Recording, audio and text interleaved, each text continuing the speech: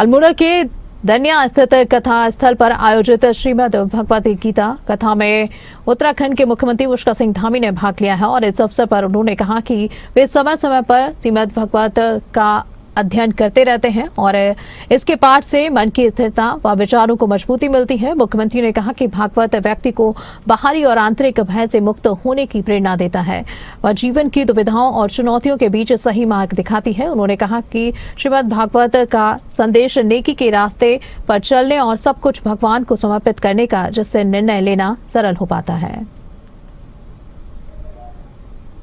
मैं देख रहा था कुछ लोग मुझसे भी कई बार उन्होंने कहा कि हम मिलना चाह रहे थे, आप मिले नहीं देहरादून में, लेकिन आज यहाँ मिल गए। वो भागवत ने तय किया था, भगवान ने तय किया था कि उनके साथ हमें यहाँ मिलना है।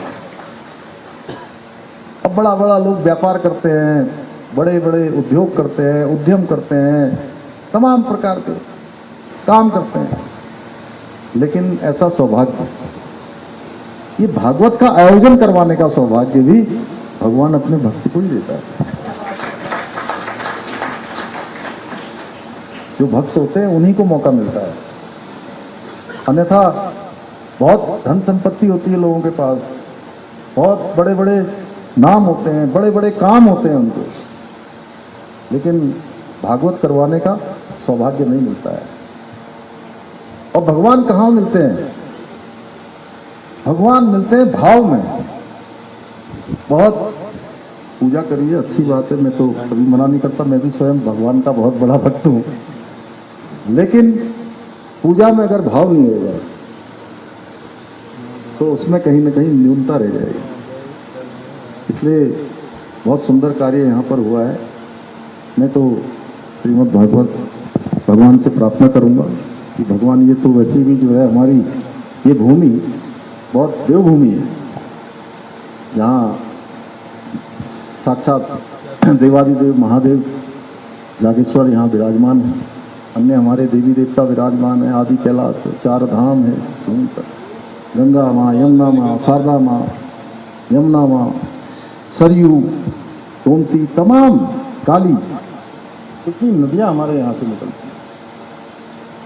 तो इस भूमि को तो साक्षात भगवान का आशीर्वाद प्राप्त है। तो धर्म का संदेश यहाँ से ही जाना चाहिए, और वो जा रहा है जो आप कह रहे हैं।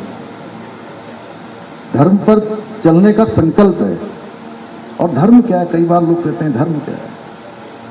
धर्म है जो हम अपने लिए जैसा सोचते हैं कि हमारे साथ कैसा व्यवहार होना चाहिए, किसी का उत्पीड़न नहीं होना चाहिए, किसी के साथ अन्याय नहीं होना चाहिए, हर किसी को सन्मार्ग पर चलना चाहिए। जो हमारे नियम धर्म बताए गए हैं, उन नियम धर्मों का हमें पालन करना चाहिए। और जब धर्म की हानि होने लगती है, धर्म का पालन नहीं होता है, तो फिर तमाम प्रकार की कुरीतियां, तमाम प्रकार के विकार प्रकृति के द्वारा अपने आप उत्पन्न हो जाते हैं। क्योंकि ये जो प्रकृति है भगवान के रूप में, वो हमेशा संतुलन करती है। जब भी असंतुलन होता है